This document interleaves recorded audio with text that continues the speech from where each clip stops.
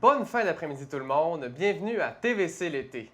Cette semaine, à l'émission, nous sommes allés aux Chutes à Philomène pour couvrir l'annonce du nouveau projet de Via Ferrata. Par la suite, nous sommes allés à Causapscal pour la démolition de leur passerelle.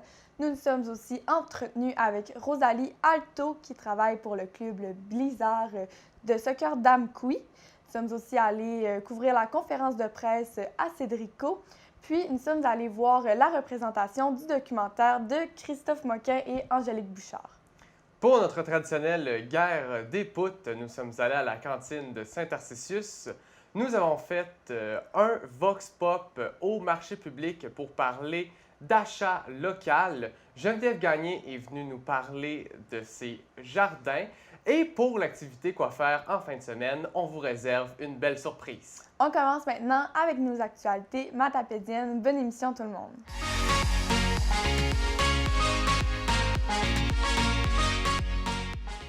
Voici vos actualités matapédiennes de la semaine du 12 au 16 juillet. COVID. Un nouveau cas de COVID-19 a été recensé dans la Matapédia jeudi le 15 juillet dernier, ce qui monte désormais le nombre de cas à 85 depuis le début de la pandémie dans la Matapédia. Le 6 du Bas-Saint-Laurent annonce le passage du Vaccin Express au camping de Saint-Damas ce vendredi le 30 juillet, entre 11h et 17h. Leur autocar bien identifié sera installé dans le stationnement du camping Saint-Damas au 302 route 297 Sud, Saint-Damas. Il n'est pas nécessaire de prendre rendez-vous à l'avance, c'est le vaccin Moderna qui sera offert en première ou en deuxième dose. Si votre rendez-vous pour la seconde dose est déjà planifié, ils pourront l'annuler pour vous. Les citoyens de Saint-Damas, mais aussi de partout au Québec, sont les bienvenus. Politique. Dans le cadre du nouveau programme d'aide financière pour les bâtiments municipaux, le PRABAM, la ministre des Affaires municipales et de l'Habitation, Mme André Laforêt, ainsi que la ministre responsable de la région du Bas-Saint-Laurent, Mme Caroline Proulx, sont fiers d'annoncer qu'une somme de 3 441 284 $ aidera 42 municipalités de la circonscription de Matane-Matapédia à réaliser des travaux d'amélioration de leurs infrastructures municipales et communautaires. Parmi l'ensemble des municipalités qui en bénéficieront, 10 sont situées dans la MRC de la Matanie et 17 dans la MRC de la de Matapédia et de la Métis. Communauté. La fête des guitares est présentement à recherche de bénévoles pour l'événement. Leur tâche consiste à faire du montage et du démontage. Ils peuvent aussi se retrouver à l'accueil ou au bar ou être mandatés pour faire de la supervision pour la COVID. La ville d'Amqui, en collaboration avec Bélanger, annonce le retour du concours d'embellissement. La ville d'Amqui est membre de Les Fleurons du Québec. Elle est maintenant rendue au niveau de fleuron 4 sur 5, puis elle sera réévaluée à l'été 2021. Au cours de la dernière année et celle en cours, plusieurs personnes ont pris soin de leur terrain afin de le rendre plus attrayant pour leur voisinage. Pour souligner le travail de ceux qui redoubleront d'efforts lors de l'été, Bélanger Paysagiste et la ville d'Amqui se sont associés afin d'offrir des prix d'une valeur totale de 900 $ qui seront remis aux participants dans le cadre de ce concours.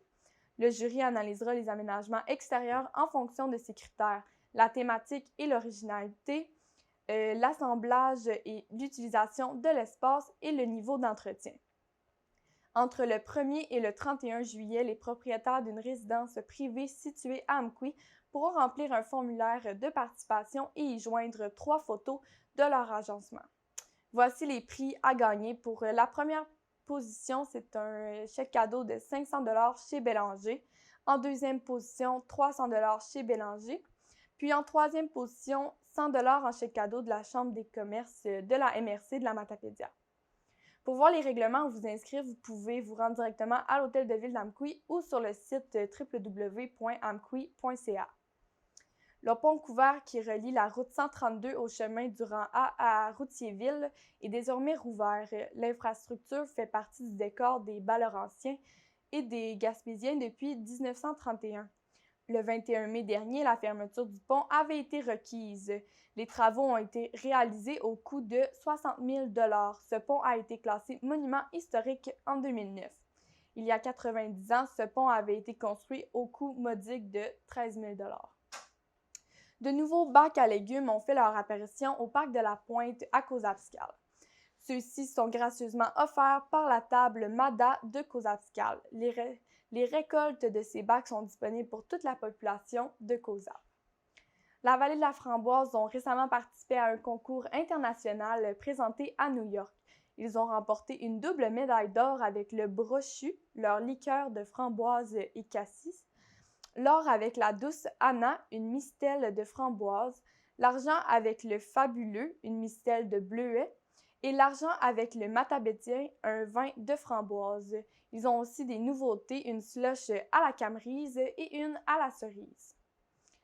Samedi dernier, le 10 juillet, a eu lieu l'inauguration du terrain de baseball à Saint-Tarcisius qui est ouvert à toute la population. Loisirs et culture, ce samedi 17 juillet à Saint-Amas, une course des couleurs aura lieu à 15 h. L'entrée et activités sont gratuites à la base de plein air de Saint-Amas. C'est un circuit de 1,5 km. Il y a 5 stations de couleurs sur le parcours. Des sachets de couleurs seront en vente au coût de 1 $ chacun. Puis il y aura aussi des lunettes gratuites pour les 100 premiers participants. La fin de la course aura lieu dans la mousse et il y aura aussi des surprises glacées à la fin. L'organisation recommande un chandail blanc afin qu'on puisse bien voir tous les sachets de couleurs que vous allez recevoir lors de la course. Puis finalement, Saint-Léon-le-Grand ont installé un nouveau terrain de volley-ball de plage ouvert à tous. C'était vos actualités matapédiennes. Le 8 juillet dernier se tenait une conférence de presse à la chute à Philomène à Saint-Alexandre-des-Lacs pour annoncer une grande primeur pour le tourisme matapédien. Voici un court résumé de la conférence. La Via Ferrata, c'est un parcours hybride d'escalade et de randonnée sur parois rocheuses. Donc, c'est une formule d'infrastructure qui permet de faire un parcours sécuritaire sur parois rocheuses verticales. La municipalité de Saint-Alexandre et le comité de développement de Saint-Alexandre voulaient avoir un projet phare pour mousser un peu l'attractivité et l'activité touristique au niveau de la municipalité. Donc, l'idée a toujours été d'avoir un projet d'envergure autour du site exceptionnel qui sont les chutes à Philomène. De là, l'idée est arrivée avec des études de faire une via ferrata pour exploiter les richesses qu'offre ce site au niveau de la Matapédia. Nous, on espère, on voit ici la passerelle qui a été faite là, il y a 2 ans. On a eu l'effet de doubler le nombre de visites au site.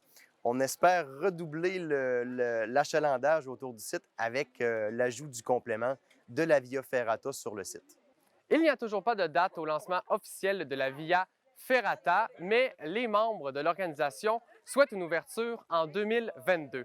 Chose certaine, la Via Ferrata à la chute à Philomène de Saint-Alexandre-des-Lacs est une activité à surveiller dans les prochaines années. Moment historique pour la municipalité de Cozapscal. C'est cette semaine que s'est fait la démolition de la passerelle vieille de 40 ans. Petit rappel des faits, en 2019, une campagne de financement est faite sur la plateforme La Ruche pour reconstruire la passerelle car elle était trop vieille, elle commençait à être abîmée. Cette campagne de financement a fait un grand record avec plus de 100 000 $ amassés.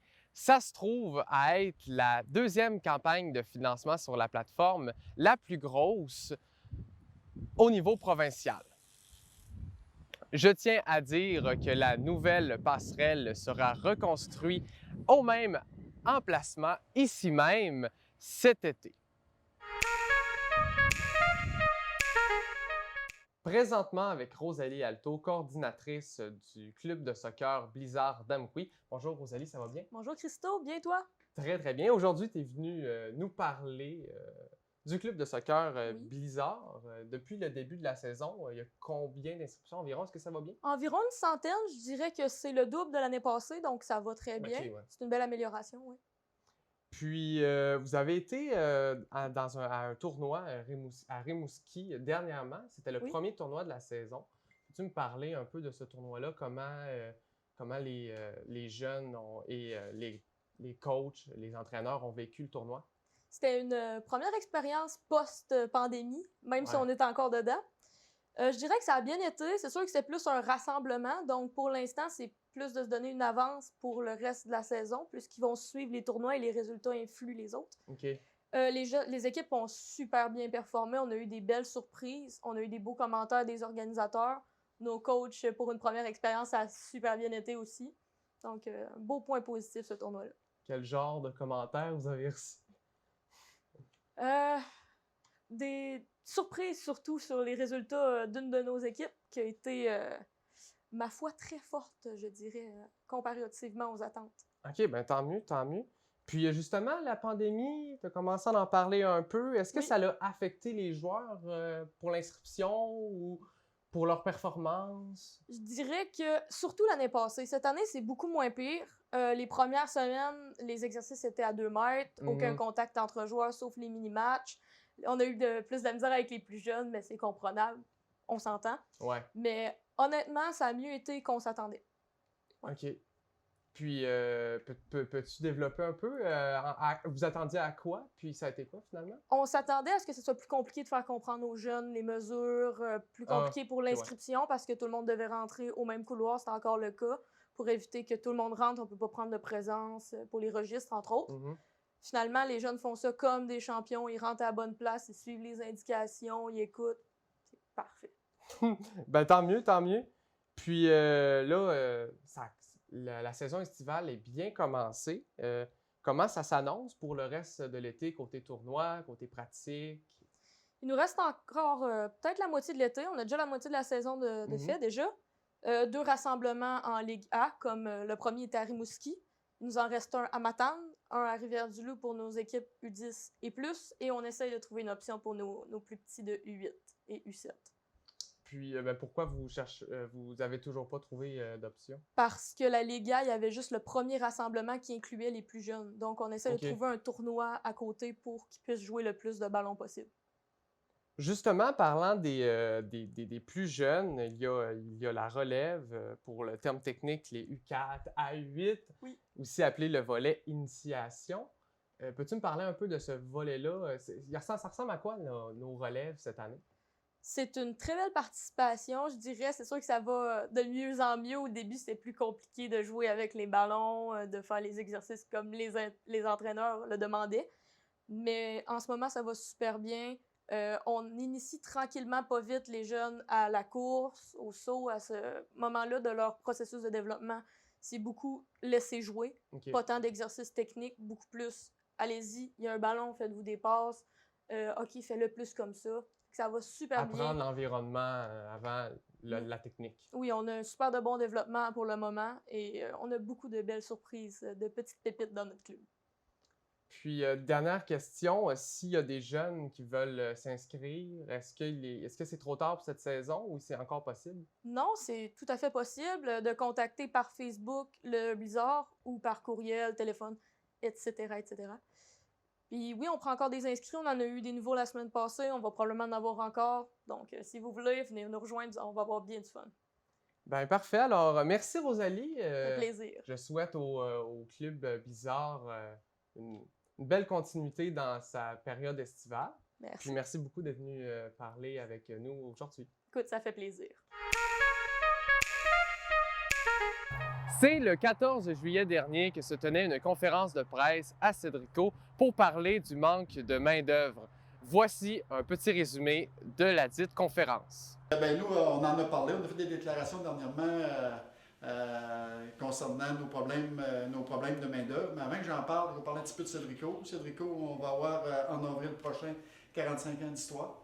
On travaille avec 220 personnes, une entreprise familiale. Moi, personnellement, j'étais à la relève de mon père.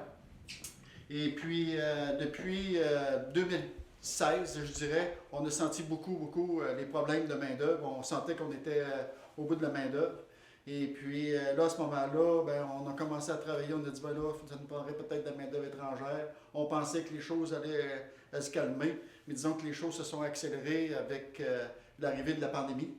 Puis là, même quand est arrivée la pandémie, je me suis dit moi-même, il va y avoir des ralentissements économiques, ça va peut-être se dégager des emplois en région. Ça n'a pas été le cas. Peut-être que les programmes qui ont été mis en place aussi pour soutenir les travailleurs nous ont affectés et qui nous affectent encore. Fait qu'en cours d'hiver, à un moment donné, on était là à bout de souffle. Notre monde était à bout de souffle parce qu'il nous manquait du personnel.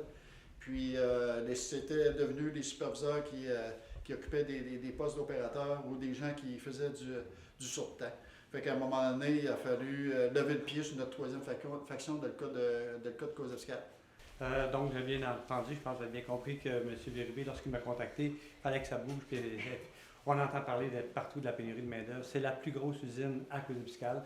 C'est l'usine l'employeur qui engage le plus de personnes dans le secteur est de la vallée de la Matapédia. Donc, c'est une usine qui est importante pour nous. Et c'est pour ça qu'on est en collaboration depuis toujours, mais particulièrement dans cette situation aussi, qui est pénible, parce que vous le savez, c'est un peu partout cette problématique-là au Québec, au Canada, mais principalement, on la vit de l'autre de plein fouet.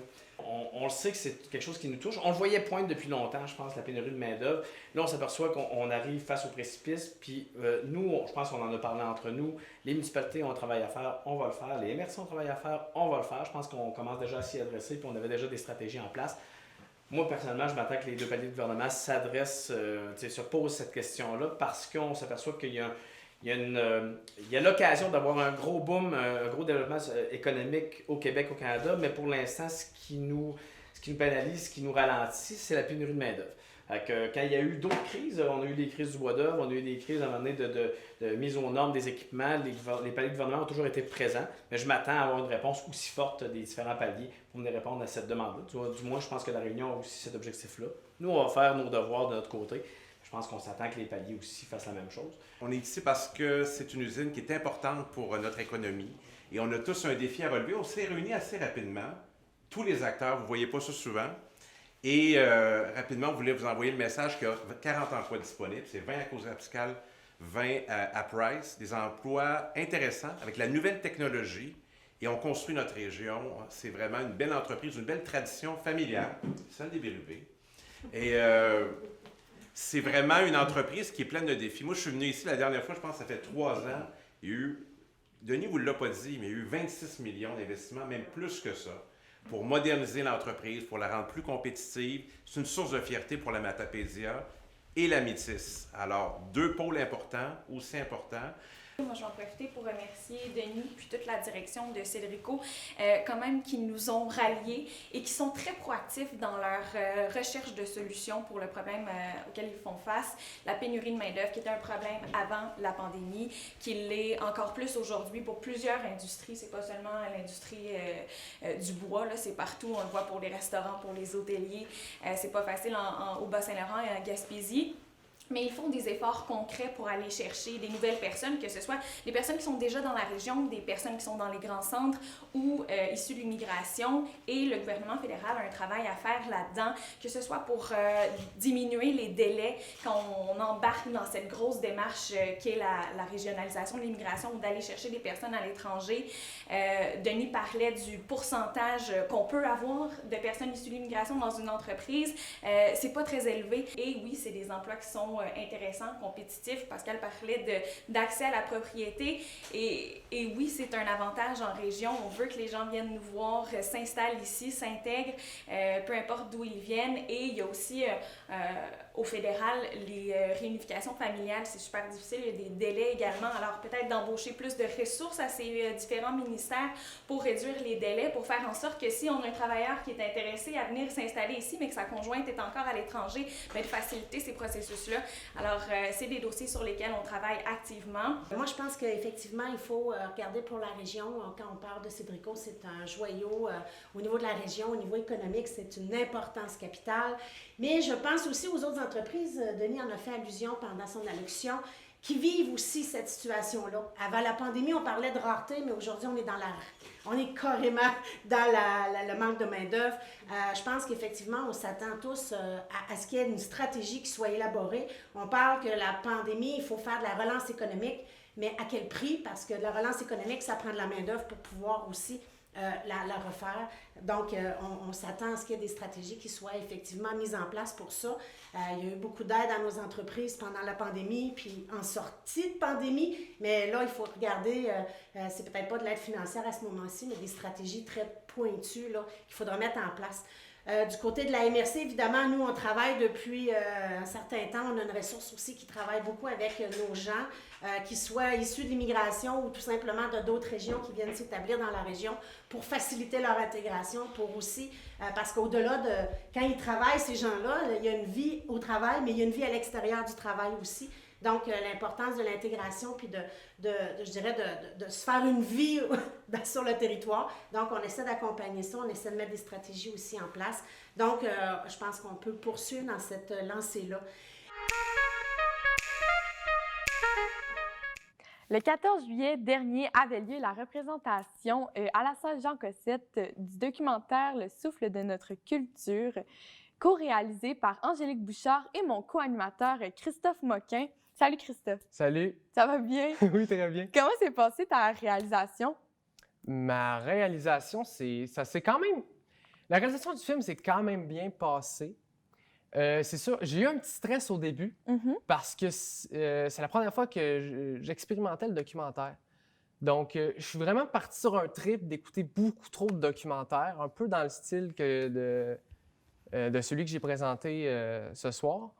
Puis, à partir de... J'ai pris des notes, j'ai checké des affaires pour voir comment on fait un documentaire. Ça a été un long travail de recherche. Ça a été un très, très long travail de recherche, mais c'était... Ce qui a été le plus simple, c'est le fait que ça soit un film sur la culture, parce que c'est un film sur la culture en pandémie. Donc, le fait que ça soit sur la culture, un domaine que je connais très bien, dans une salle que je connais très bien, avec un sujet Michel Coutu, que je connais très, très bien, bien, ça m'a enlevé un stress personnellement. Puis, je crois pour Angélique aussi. Je crois que les deux. Fait que ça a été... c'est sûr, il y a toujours les petits... en tout cas, les petits moments de tournage qui sont peut-être un peu plus... qui demandent plus d'énergie, mais on n'a pas eu de grosses bad luck comme telles sur le tournage. Puis d'où t'es venue l'idée de faire ce documentaire-là? C'est dans quel cadre que tu as décidé que toi, tu réalisais ça? Bien, à la base, c'était pour un de mes cours de cégep, mes cours de fin de session. Cours activité d'intégration, qui se trouve être le dernier cours pratique avant le diplôme. Donc, c'est un cours un peu où on peut faire un peu ce qu'on veut. La seule contrainte, c'est de 8 à 15 minutes.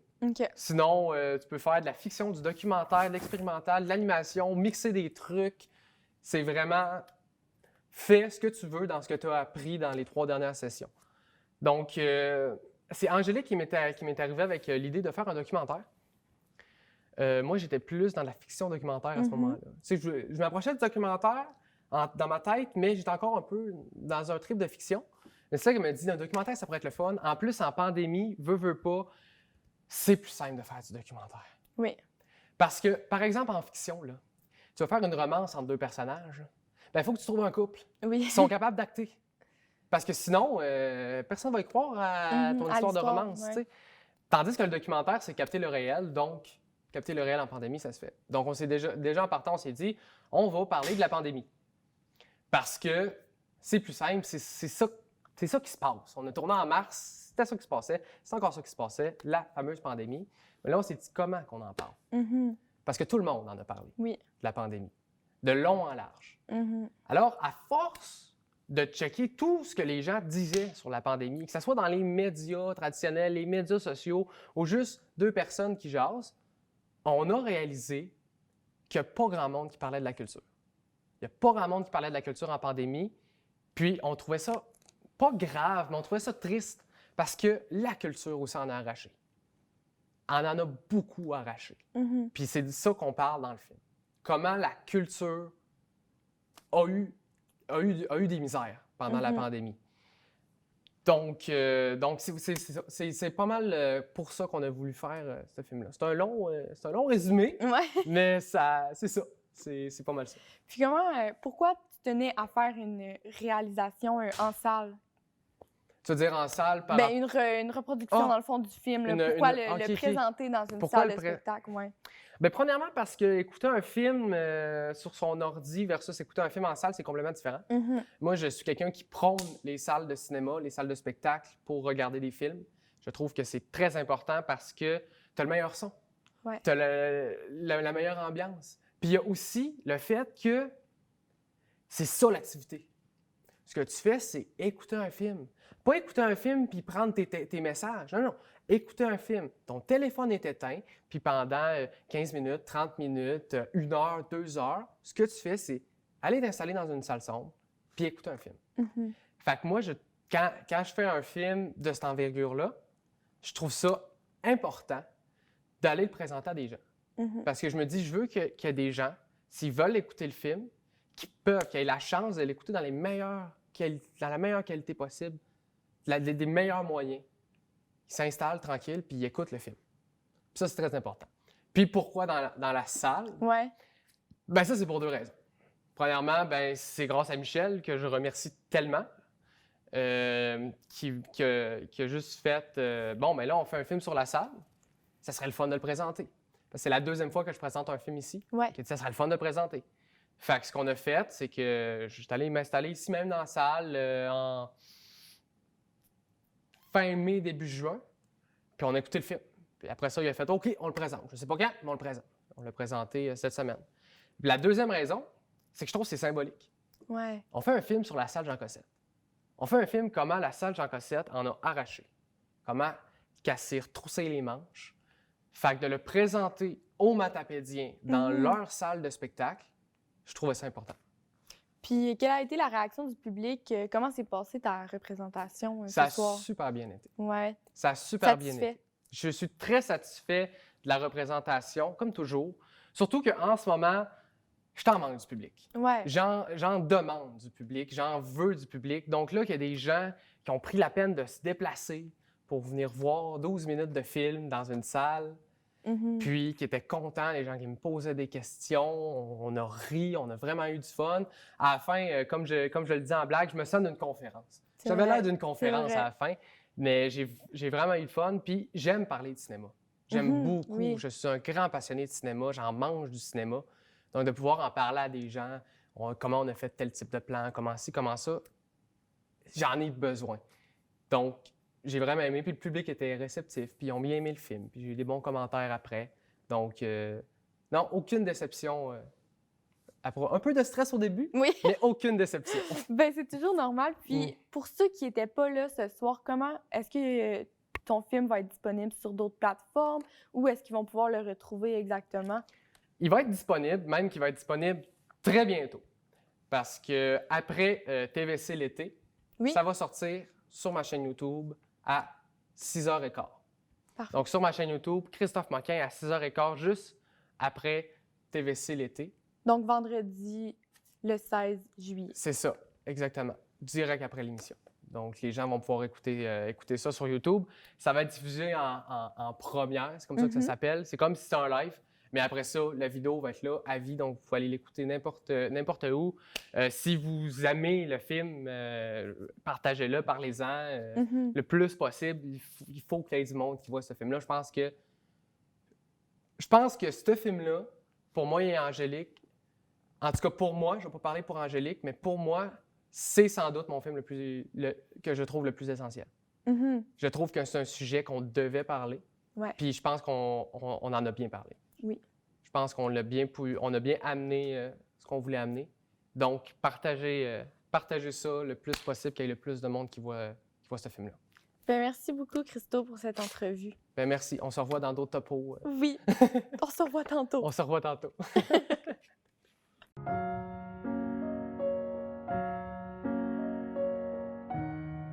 Quand la pandémie est arrivée, ils nous ont dit « faut tout annuler ». On pensait que ça allait durer 2 semaines. Ça fait 1 an qu'on est en arrêt. Il y a des artistes là, qui ils ont complètement arrêté de faire ce métier-là, de créer. Et est-ce que ce qu'on fait dans la vie, quand on parle de culture, est-ce que c'est utile?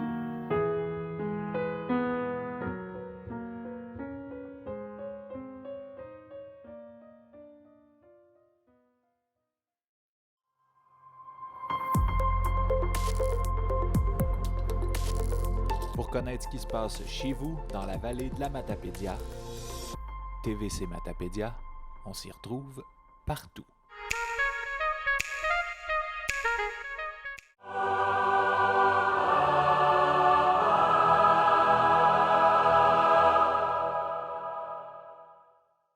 Nous sommes rendus à notre traditionnelle guerre des poutres, segment où à chaque semaine nous allons déguster une bonne poutine matapédienne pour élire à la fin de l'été, à la dernière émission, quelle sera, selon la TVC, la meilleure poutine matapédienne. Oui, puis cette semaine, on se retrouve à la cantine à Saint-Tarcisius. Allons goûter cette poutine. Allons-y, comme disaient les Français, je crève la dalle.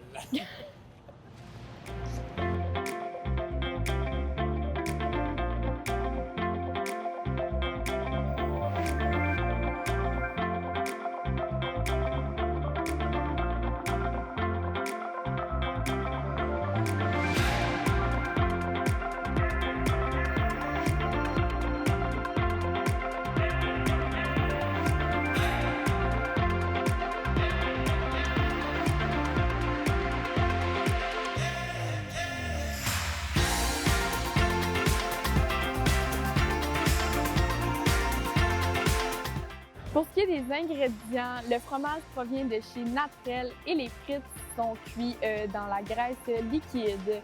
Par la suite, on retrouve la cantine au cœur du village de Saint-Tarcisius, à même le dépanneur.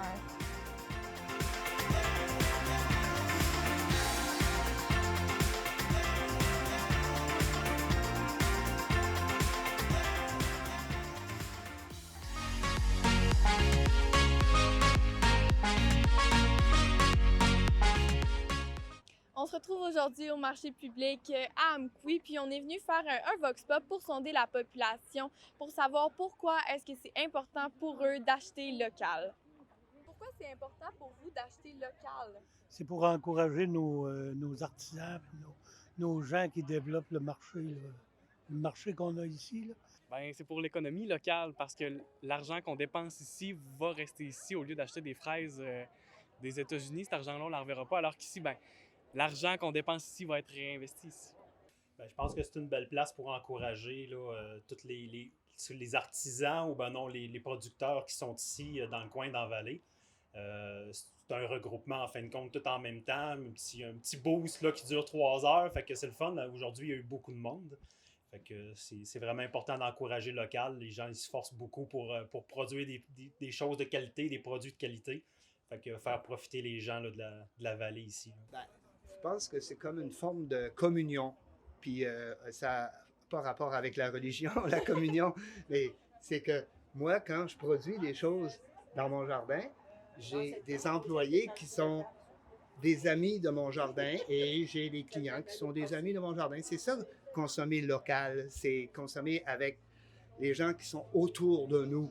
Bon, mais je pense qu'on en parle beaucoup de la consommation locale, mais ça demeure souvent un petit peu une réalité qu'on laisse à l'autre. C'est ça que je trouve. OK, on dit, on va consommer local, mais le supermarché l'emporte. Mais c'est normal, on ne retourne pas le supermarché vers le local en 3 semaines et le temps d'une pandémie. Bien, c'est important pour le producteur vraiment de se faire connaître aussi dans notre milieu. Puis que les gens achètent local, bien, c'est encourageant pour nous aussi. Parce que on a comme une raison de produire local, puis des fois c'est en dehors du local aussi, mais c'est très important que les gens achètent, qu'ils nous encouragent. Les gens, les sous qu'ils dépensent, ça reste dans la région vraiment, ici. Puis ça fait travailler des gens. Veux pas, nos producteurs, eux autres, ils embauchent des travailleurs, toutes sortes de travailleurs. Je trouve que ça crée de l'emploi, puis ça dynamise le milieu aussi. Bien, on le sait, là, nos entreprises n'ont pas eu facile, ça fait qu'on essaye de venir encourager quand on peut.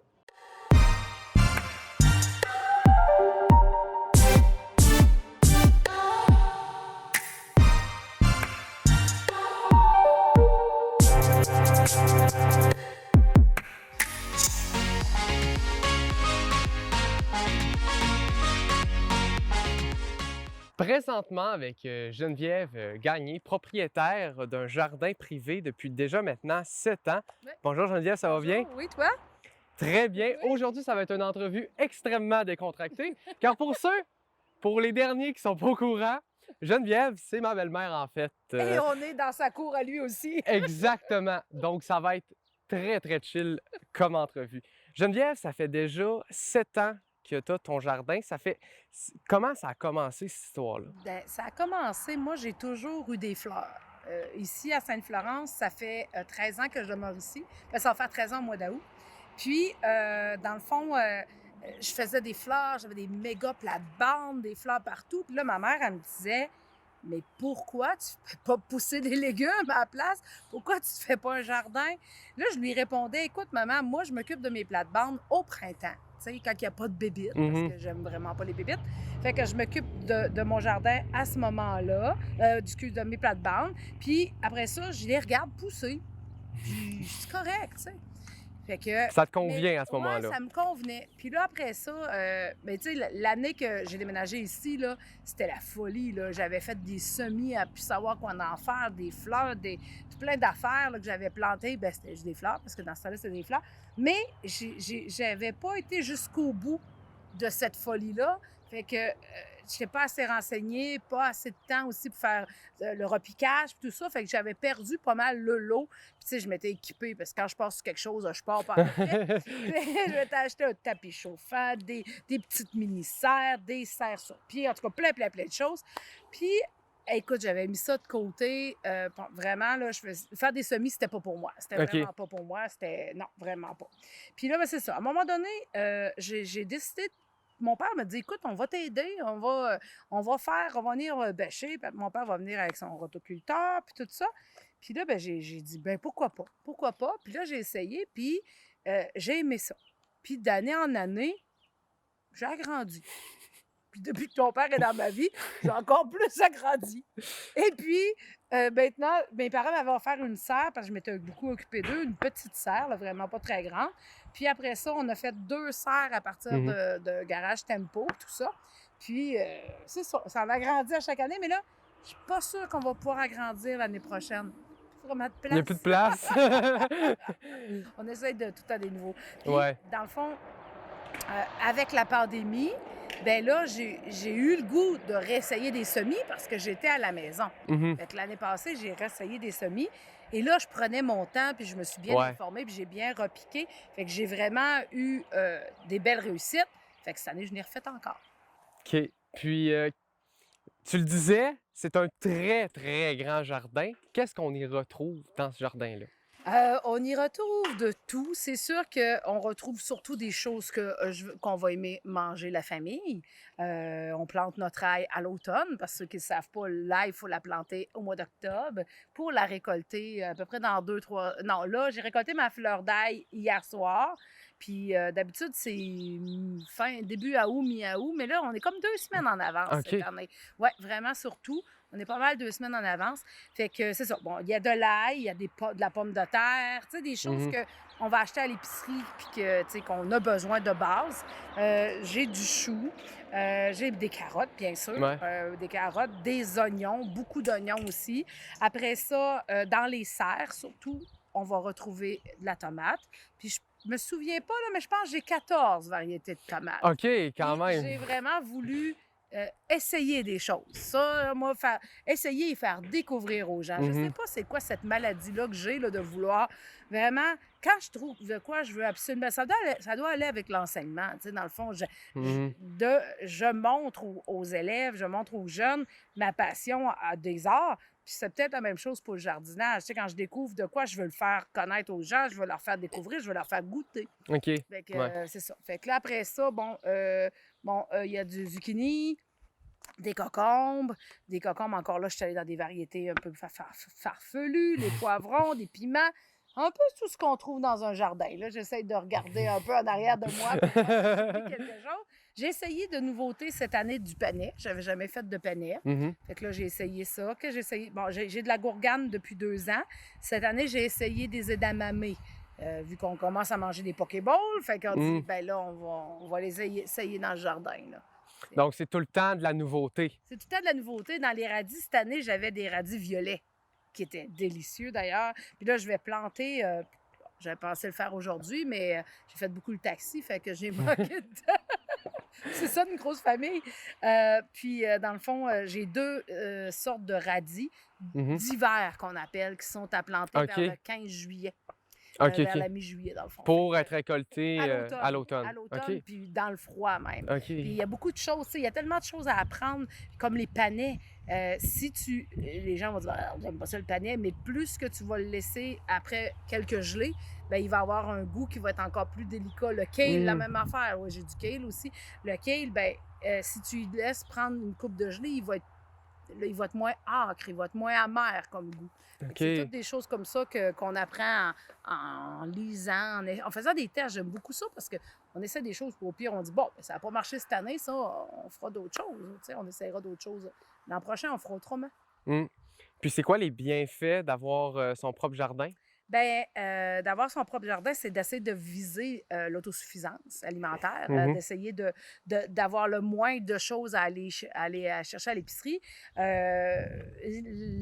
L'année passée, j'ai fait mon tour avec l'ail, ce que j'avais, parce que de ce que je récolte, j'en ressème une partie, puis j'en garde après ça. J'ai fait le tour, puis cette année, je ne sais pas pourquoi, là, ils ont séché, mais au moment où ils séchaient, là, la fleur d'ail est arrivée. Fait que là, au lieu de mettre de l'ail, je mets de la fleur d'ail. Il y a une mouche qui... Elle trouve que j'ai l'air d'une fleur. Fait que c'est ça. Fait que, puis après ça, bien, autre chose, bien sûr, de savoir ce qu'on mange.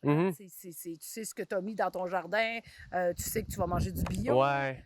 Puis les graines aussi, c'est la même affaire. J'ai beaucoup magasiné mes graines cette année parce que encore là, à cause que tout le monde a commencé à avoir une passion pour le jardinage, bien, tout le monde, beaucoup de personnes, mais là, c'est encore très difficile de trouver certaines choses. Comme moi, mon fournisseur, où je commandais mes graines, il n'y avait plus rien.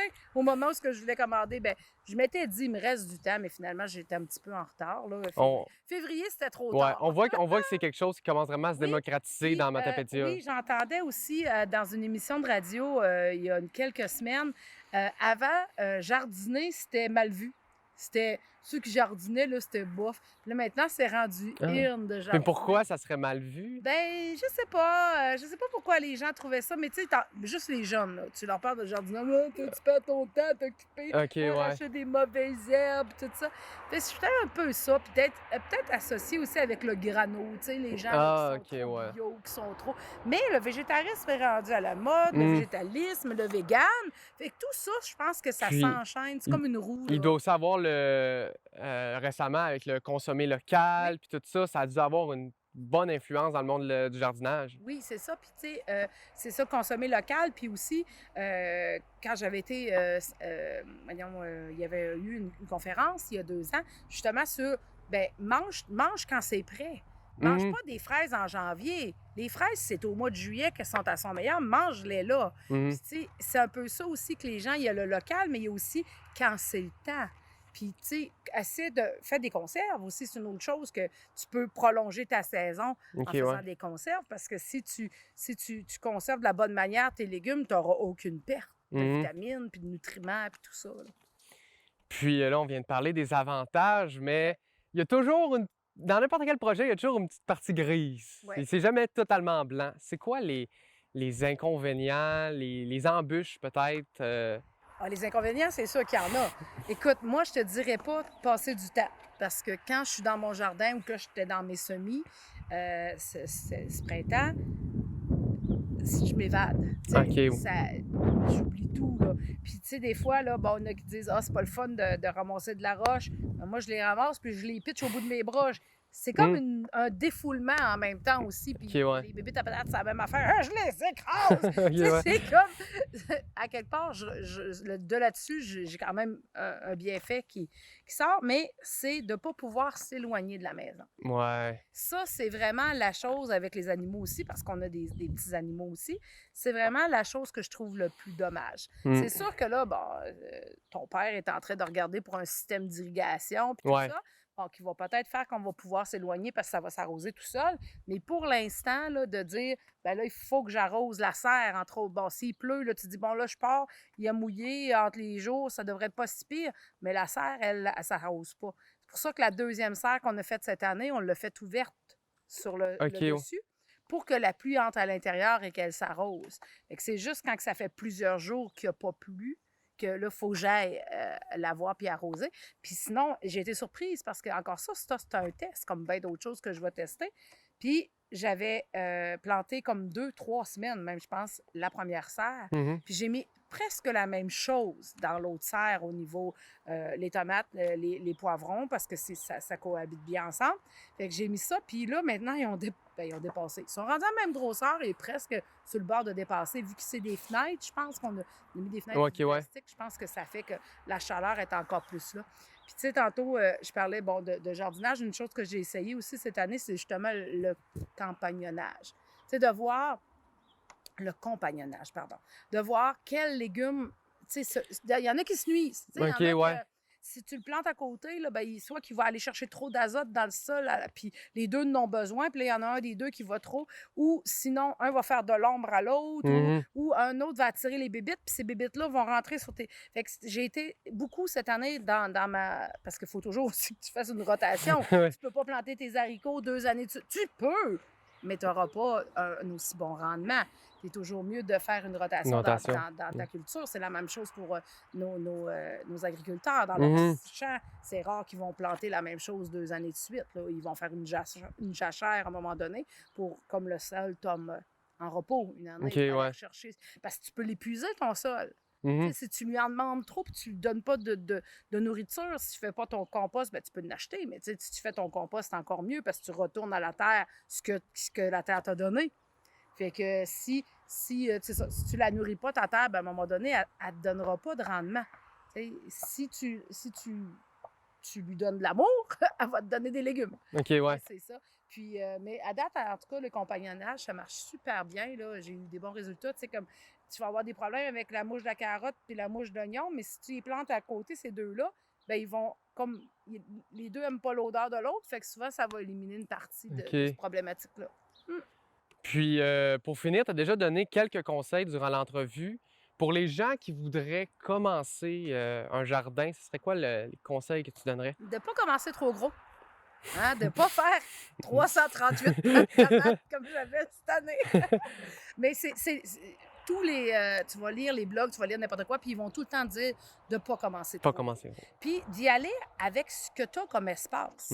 Si tu as juste un balcon, bien, c'est possible d'avoir ton plat de tomates, d'avoir du basilic sur ton balcon dans des bacs, ça fonctionne très bien.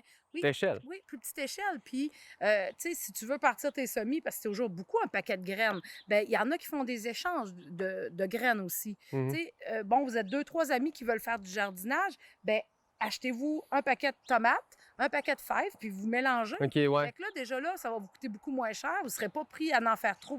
Parce que les graines, ça a une durée de vie. Oui, peut-être que l'année d'après, ils vont être encore bien bonnes, mais ça se peut qu'après ça dépend toujours des graines. Puis, c'est ça. Puis d'y aller, puis d'aller avec... parce qu'il y a aussi une règle, là, on peut trouver ça sur... Je ne la connais pas par cœur, là, mais tant de pieds carrés, c'est pour une personne, tant de pieds carrés, c'est pour une famille de 5, c'est à peu près tant, puis une famille de 7, puis tout ça. Puis nous autres, une famille de 24 000 qui fournit des amis, puis qui a 2 grands qui vont au cégep et à l'université. Ça en prend beaucoup! Mais c'est un peu ça. C'est vraiment d'y aller parce que sinon, c'est comme tout dans la vie. Si tu commences trop gros, ben, tu vas te décourager puis tu vas te dire c'est pas pour moi. Comme la première fois que j'avais fait mes semis, d'ailleurs. Mais si tu y vas vraiment graduellement puis en essayant, puis au pire, aller en recommencer. Il y a tellement de gens qui ont eu des légumes qui ont gelé cette année parce qu'ils avaient semé trop tôt. Fait que là, ils ont été obligés d'en racheter d'autres ou d'en partir d'autres. Mais c'est possible de se reprendre pour la majorité des fois. Donc, Geneviève Gagné, propriétaire de ton petit jardin privé. Merci beaucoup d'être venue à l'émission. Ça fait plaisir. C'est pas l'émission qui est venue chez moi. En espérant que ça en inspire à commencer une nouvelle passion.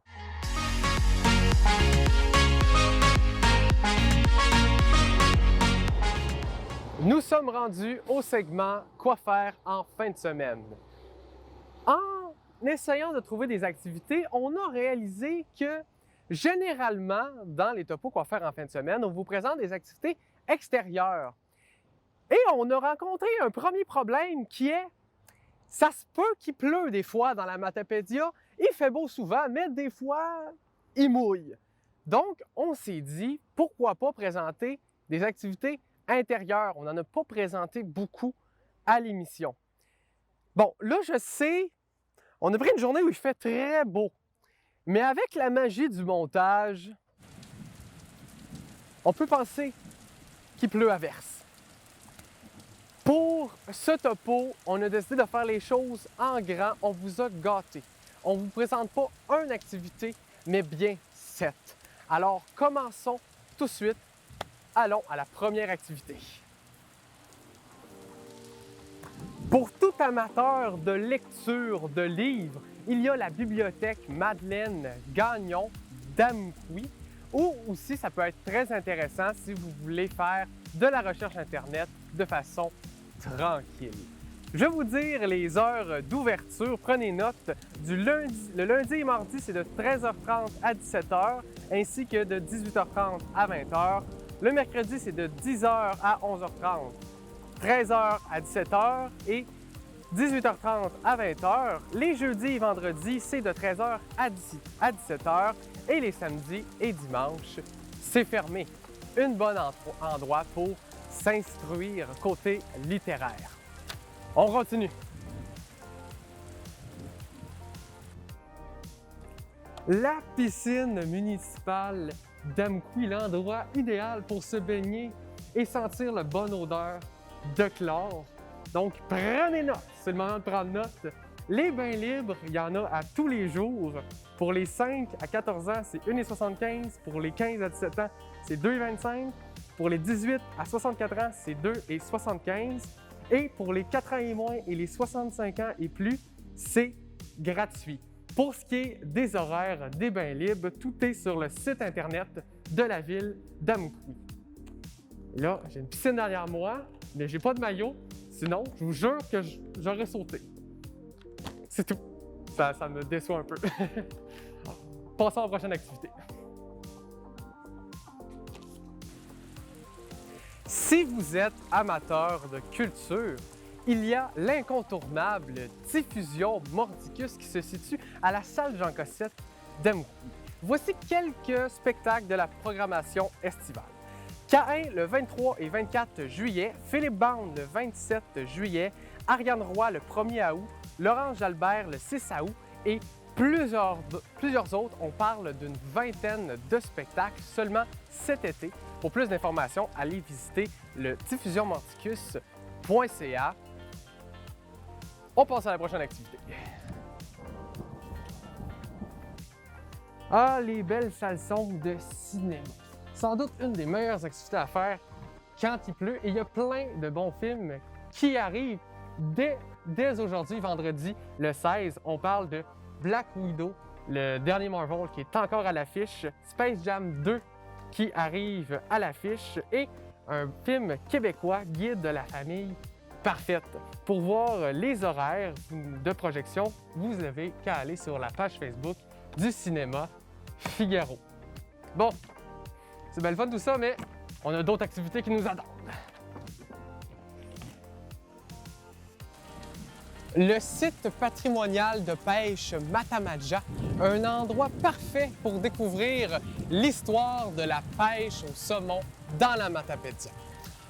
L'horaire est simple, c'est à tous les jours de 9h à 17h. Ils sont ouverts jusqu'au 26 septembre prochain. Si vous voulez plus d'informations sur cette activité, sachez que la saison dernière, on a été visiter le site de pêche pour le topo quoi faire en fin de semaine. C'est disponible sur notre chaîne YouTube. Bon, on passe à la suite. La gare patrimoniale de Sébec, Maison de la Culture, construite en 1912, est le lieu idéal pour découvrir les gares d'autrefois. L'accès est gratuit. Aussi, lorsqu'il ne mouille pas, j'avoue, je triche un peu. Il y a des spectacles, les spectacles de la Cabouse, je vais en nommer quelques-uns, Isabelle Fortin le 26 juillet, Coralie Lavoie le 2 août, Raymond Allard le 9 août, Gilbert Michaud le 16 août et Bernard Hébert et Benoît Gauthier le 23 août. Des spectacles géniaux pour découvrir des artistes matapédiens. Passons à la prochaine activité. Si vous êtes fan de jeux de société, j'ai une belle proposition pour vous. C'est d'aller avec un jeu à la microbrasserie La Captive, un endroit idéal pour aller jouer entre amis autour d'une bonne petite bière locale. Mais aussi, il y a aussi Caféine, qui est un excellent endroit pour mixer jeux de société et café. Bon, maintenant que j'ai parlé de toutes les activités, on va retourner faire la conclusion. C'est par là. J'espère que vous avez aimé notre petit tour matapédien et surtout que ce topo vous a permis de peut-être trouver des choses à faire quand il pleut.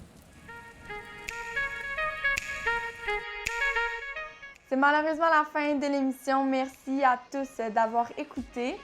Si vous avez aimé l'émission, sachez qu'elle est disponible en intégrale ou par segment sur notre chaîne YouTube. Bonne semaine tout le monde, à la semaine prochaine.